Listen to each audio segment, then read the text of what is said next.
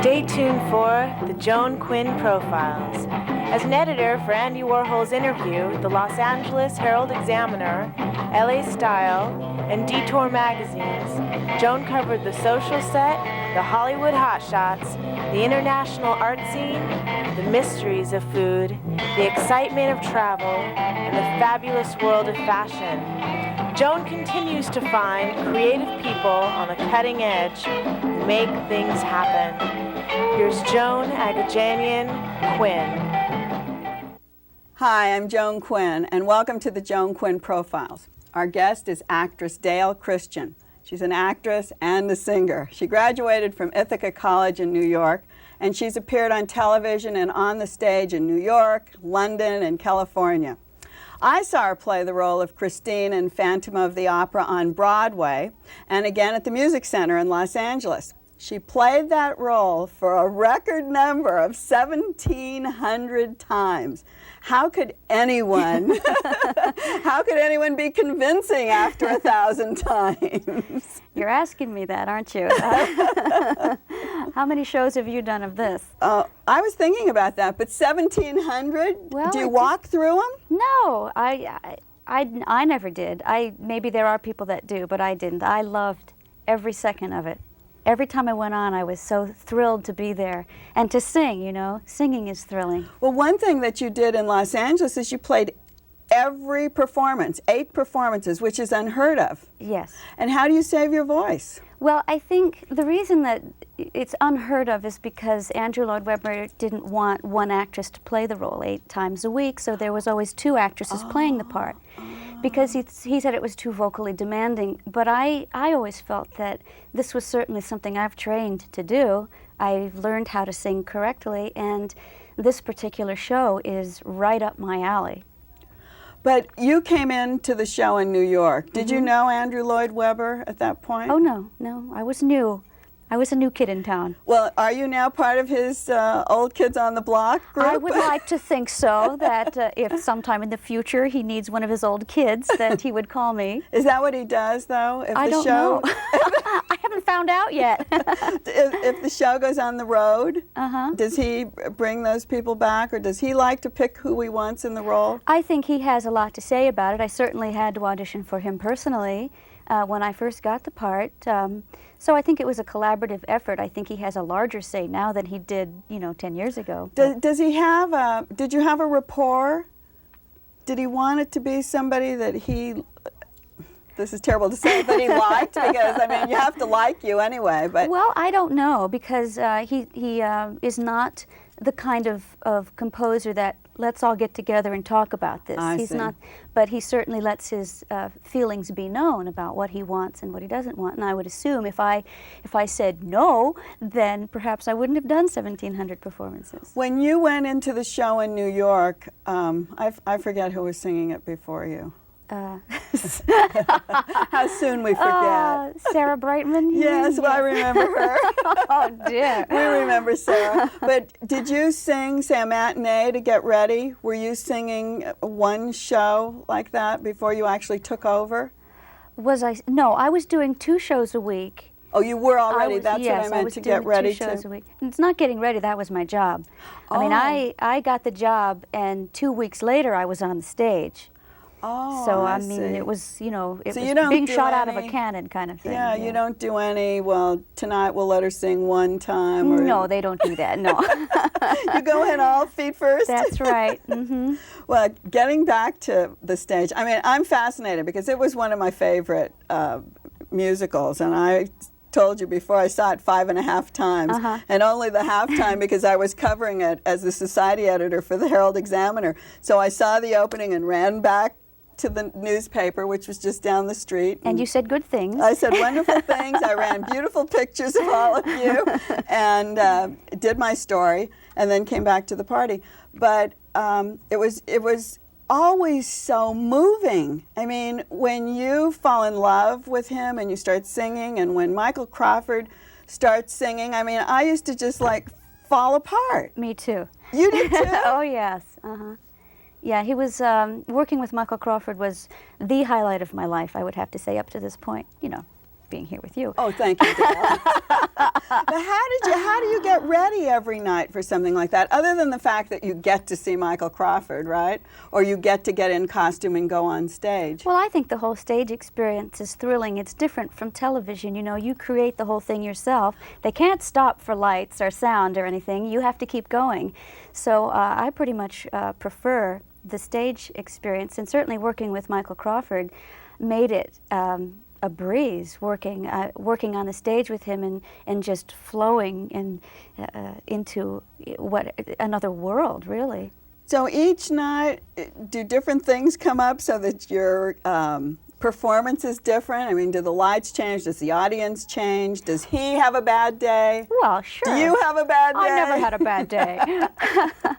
No, but the audience is always different, you know, and I think that's the thrilling aspect of the stage, is that anything can go wrong, and it usually does.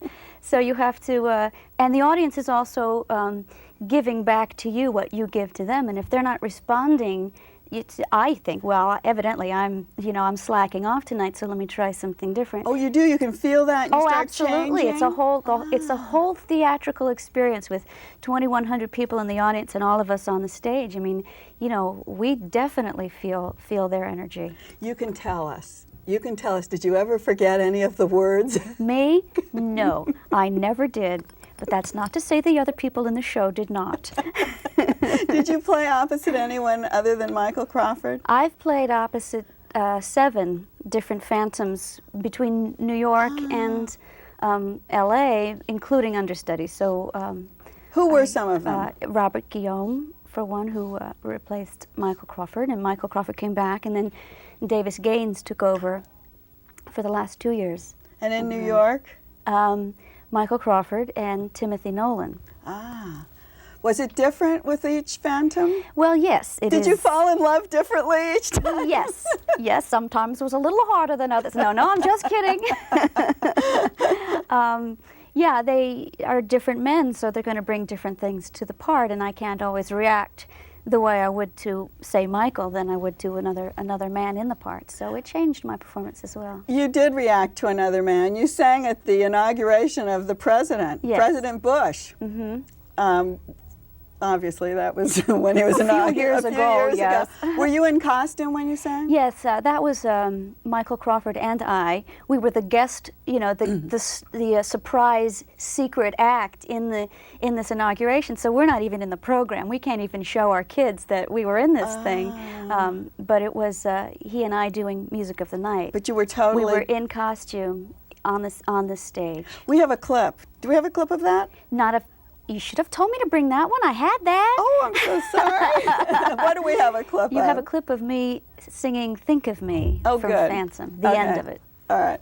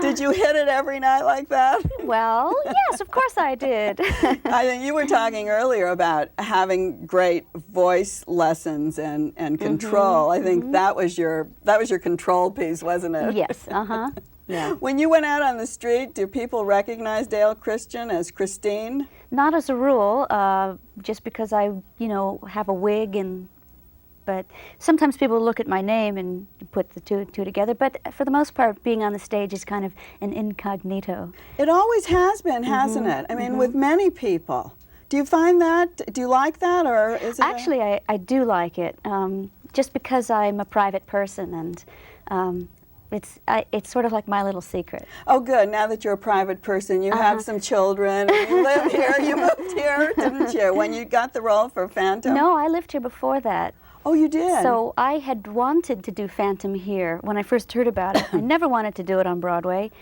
because I don't like living in New York. They took you from here to do it on Broadway? Yes. Oh, they I didn't know they said that. if I wanted to do it here, I'd have to do it there first. I see. Right. Oh, I didn't know that. Uh-huh, yeah. So you were here raising your children? I don't have children. I have a dog whose name is Dave. Oh, and that was a mistake? That's my little son, yes. So we can't get any more private than that. The only other private thing I know is you were born in Washington, D.C. Yes, uh-huh. And that you do other things besides sing. You're an actress. Well, yeah, uh-huh. Besides singing. Yeah. You've done a lot of television. I've done a bit of television, having done Phantom for the last 5.5 years. I haven't done much else I see. other than I that. see. But I've made an album. I know. That's what we were. Is the album just songs from Broadway musicals, or Well, what yeah, does it that's say? pretty much the idea. Yes, it's called The Beauty of Broadway, so it's Broadway tunes, 3 of which were from Phantom. We figured that would be a nice idea, since that's what I did. And what else do you sing? Other songs from Broadway shows that perhaps aren't as well known as Phantom, from Candide, from 1600 Pennsylvania Avenue, from Peter Pan, and there's a duet with my twin sister. Is that you? Or do you really have a twin sister? I really do have a twin sister. I have twin daughters. Do you really? Yes. Are you identical? No, we're not. Are yours? Ours are identical. Are they really? Yes, Oh, and that they're must be wonderful. difficult. And one is musical.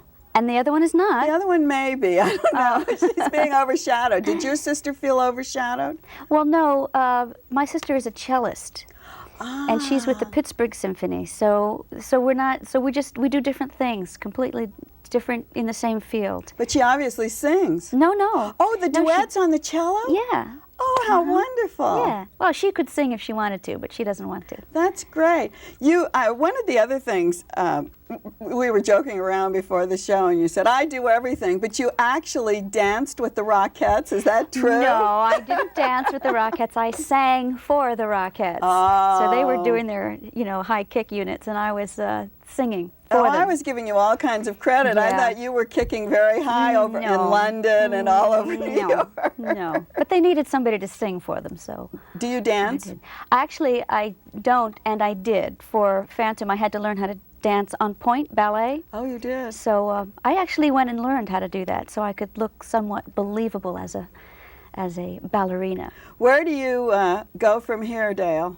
Where do I go from here? I haven't a clue. Oh, come on. Well, I think at this point I'm looking at doing concerts because now I've done this album. It would be nice to put it over around the country. So I'm working on doing those kinds of things. Would it be, if you went out and did a concert, would it just be Dale Kristien, or would you have someone else with you, or? I think it would at the moment be me.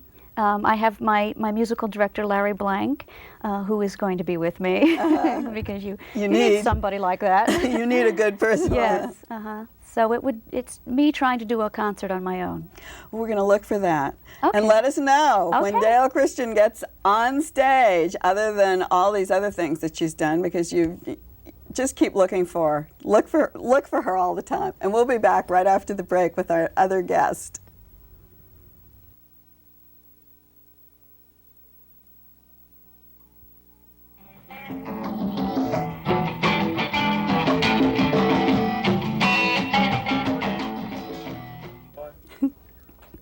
Hi, I'm Joan Quinn, and we're back with Chef Kenji Salz.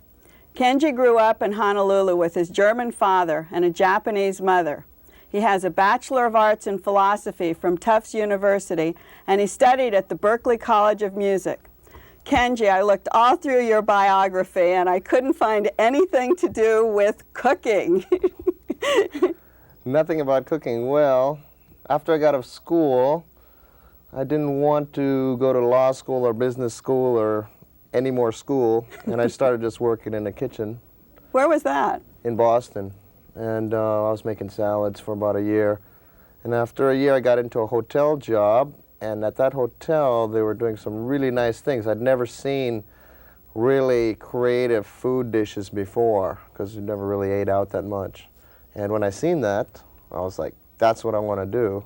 Well, here you were. You took music. Didn't you think you'd be a musician? At the time I was in a band. Were you? But since then, for me, the cooking thing has really been consistent and excellent. I've always had a fun time in the kitchen, and the other thing sort of just went. It just went to the background? Yeah.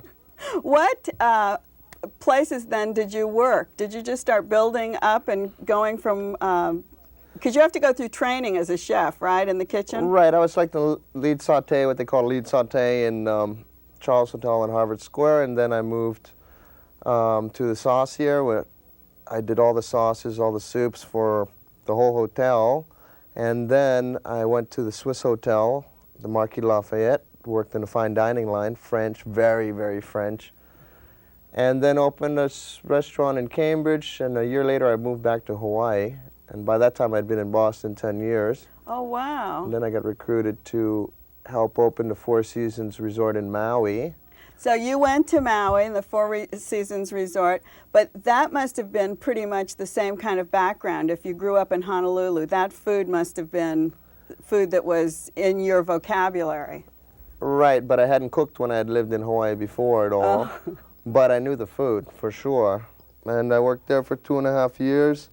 And then one day I got a call from the corporate office, and they had just acquired Regent International Hotels. They were going to open in Bali as the Four Seasons, and the corporate food and beverage manager called me up and asked me to go and help them. Well, were you ready to go to Bali from Maui? No, I was actually the only chef there without a transfer request in. Is that right? And they came after you. And I had to think about it. I read a whole book on Bali overnight, and then I was thinking, well, in 5 years, if I don't go, I'll be always wondering what it would be like if I had gone. So I said, You had never I kind of been, have to go, yeah. You had never been there before? No. Well, it's a long way, Bali, isn't it? Yeah, but it's great. Yeah, well, tell us a little bit of how to get there. I have a map. Maybe you can just tell us a little bit. Well, that's It's small an island, little right? map. It's very small. It's an island, and it is next to Java, which is just south of Singapore, about 2 hours south of Singapore. And this Four Seasons Resort is located on the southern peninsula, just on the side here, and it's on a hill called Bukit Permai, which means beautiful hill, really, and it's on 35 acres. Do you walk down to the beach? You walk right down to the beach, or you have buggy service. Now, one other thing, when you got there, did you feel like you were a fish out of water, or did you kind of know what you were going to be doing? Well, I'm kind of an island kind of guy anyway. In Hawaii, I had planned to stay. I thought I was there for the duration this time, but the people have similar values, and it was a lot less problem for me, I think, than some other people. I'm fairly flexible with getting used to other cultures. I had been in Boston, and I felt at home there too. And I've learned to speak some Indonesian, and probably by next year I'll be able to speak a lot. Before we go on and talk about the food, since that's your forte there, and we have so many different fabrics on the set from Bali and Balinese headdresses that I want you to talk about later, let's see a clip from the Four Seasons Resort in Bali, and then we'll lead into the food. That's great. We're going to see it now. Okay.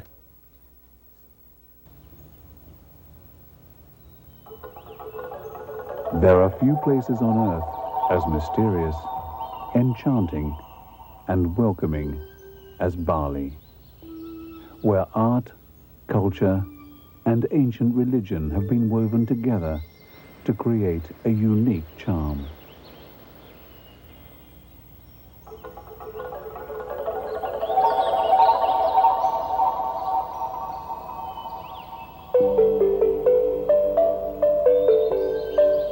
The Four Seasons Resort exemplifies everything that Bali stands for. It is the epitome of luxury, but still simple, traditional, and quintessentially Balinese in every way. In keeping with local traditions, the resort is divided into 7 villages, each with a village chief and his service family.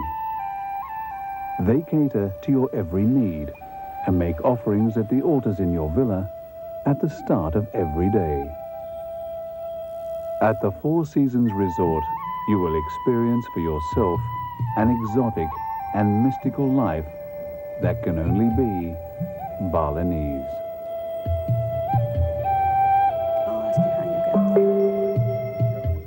How is the best way to get to Bali?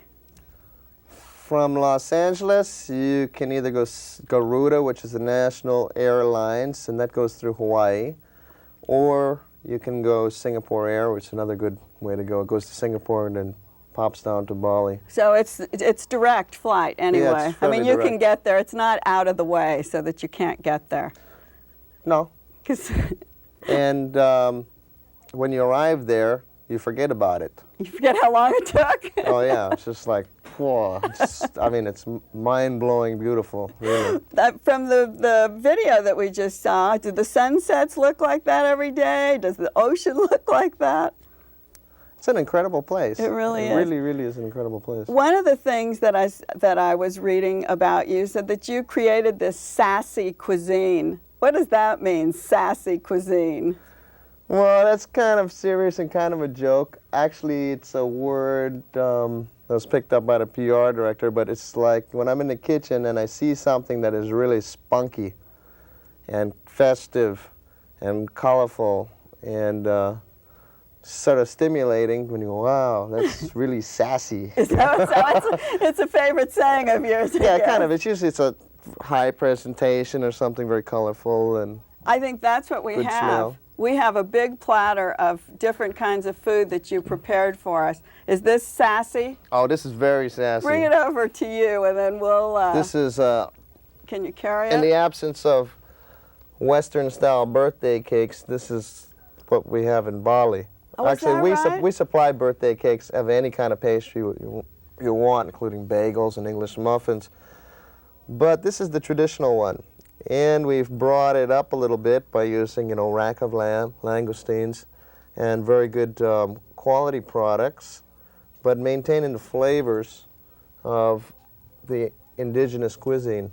So what are the flavors of Balinese cuisine? What constitutes Balinese cuisine?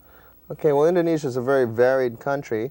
In Java, you might have more coconut milk type sauces, a little bit sweeter, maybe influenced a little bit more by Thai and Chinese, but Balinese is a little bit more, what I say, endemic. And they're using a lot of what is called wild ginger in Australia. We call it kenchur, and it's not really known in U.S. yet. And A new taste for right, us. lots of fresh turmeric, which is also ginger, and it's yellow in color. The turmeric is one of the famous spices from Indian curry that makes things yellow, and this rice is made with coconut milk and turmeric. Is this a sassy little thing? How'd you get that? That's a sassy little thing. How'd you get that tube like that? Well, you put it in parchment paper and you kind of roll it into a cone, and they use it for offerings to the gods a lot, and for any inaugural or birthday, inaugural dedications of anything, and they take off the top and pass it around, and everyone takes a little bit of a piece.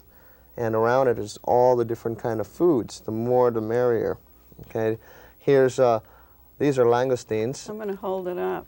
Wow.